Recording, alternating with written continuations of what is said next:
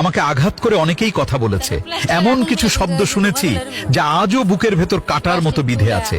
কিন্তু তারপরও আমি কাউকে আঘাত করে কথা বলি না, কারণ আমি জানি কথার ক্ষত চোখে দেখা যায় না, কিন্তু ভেতরটা ধ্বংস করে দেয়। সবাই হাসতে পারে, কিন্তু সবাই কষ্ট সহ্য করতে পারে না। তাই প্রতিশোধ নয়, নীরবতাকেই বেছে নিয়েছি, কারণ আমি জানি তলোয়ারের ক্ষত একদিন শুকিয়ে যায়, কিন্তু কথার ক্ষত অনেক সময় সারা জীবন রক্ত ঝরায়।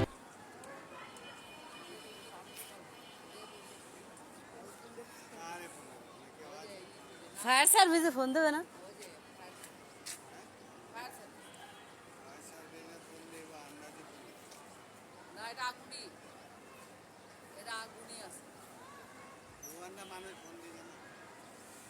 হ্যাঁ, ফোন না দিয়ে পারছি না।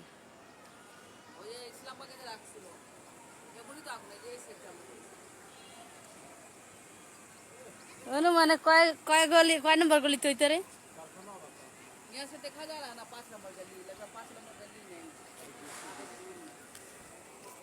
আর ওইদিকে কালো দেখা যায় বেশি।